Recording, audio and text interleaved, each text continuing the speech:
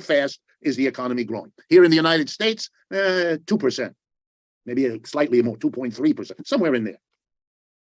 Let's be generous, 2 to 3%. US, average annual growth. China, average annual growth, 6 to 9%. End of conversation. That's why China went from being one of the poorest countries in the world to being the competitor of the United States, one of the richest. You know what it's like? It's a story a little like the colony in North America being a place for furs and then becoming the new empire, so that the roles between between Great Britain and its colony were reversed. Now Britain is our colony, as any honest appraisal of the relationship between these two countries would immediately acknowledge. In Britain, one of the most common jokes you can hear is that when the United States tells Britain to jump, the response of Britain is, how high? It's a question. China has overtaken the United States in dozens of fields, particularly the highest tech ones. Young people around you are using TikTok. That's Chinese as a social media. What's going on?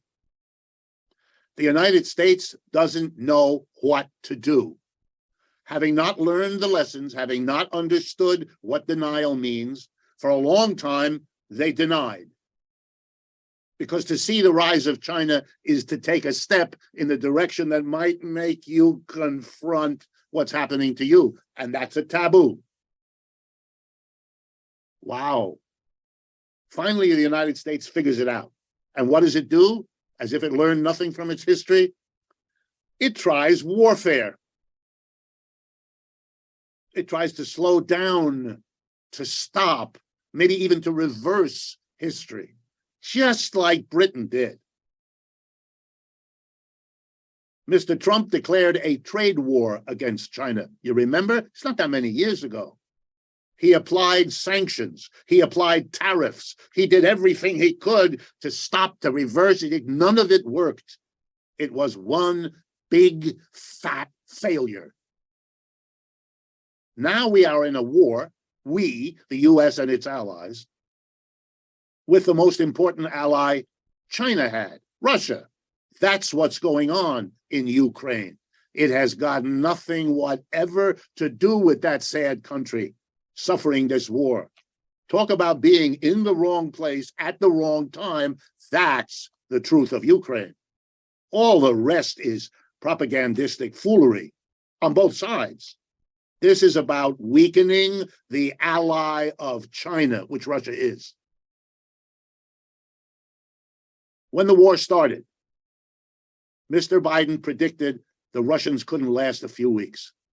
With this armada of countries and weapons and wealth and you name it, he referred to what they were doing as the mother of all sanctions, which it was, greatest sanction program ever applied. Russia wouldn't last. The ruble would be valueless within weeks.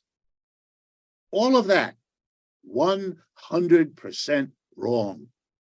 The ruble is worth more now than it was before the invasion. The Russian economy bubbling along pretty well. Took a dip right after, came back most of the way. You know why? Because the sanctions mainly stopped buying oil and gas, which is Russia's lifeline. That's what Russia is, an exporter of oil and gas. I'm exaggerating, but it's the basic story. And Europe said we wouldn't buy it anymore, and that would have crippled Russia, except Russia found other buyers. It's not a complicated story. China bought more. India bought tons more. Saudi Arabia is reorganizing its economy. Pakistan is making important agreements with the Chinese and the Russians. The world isn't, guess what? Controlled by the United States. It's over. It's all around you. The United Nations took a vote on Ukraine. The majority of people did not agree, the majority of countries did not agree with the United States.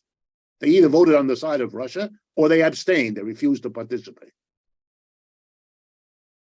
It's over. But you live in an environment which needs to deny it.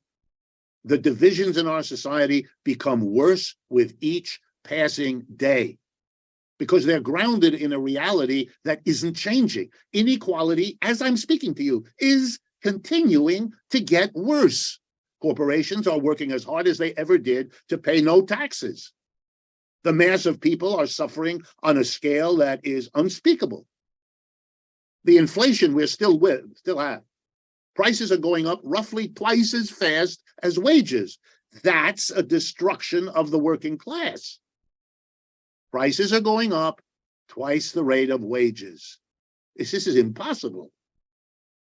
You can't do this without explosions. Now, the explosions are happening in our country, but they're not happening out of an understanding of what I've just told you. Just think about how much of what I've just told you is relatively new for you, and you're open to it. You think about these things. That's why you have something to do with the community church in Boston, of course. That's why you invite people like me. I get that, and I appreciate it. But for most Americans, no foundation like has been provided. Not in the school, not in the media, not from the political leadership, nowhere, and not from the churches either, in general. So they explode how? By taking it out on one another.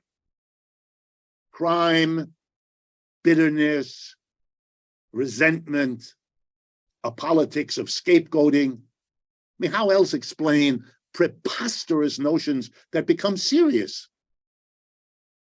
This is a country, United States, of 325, 30 million people.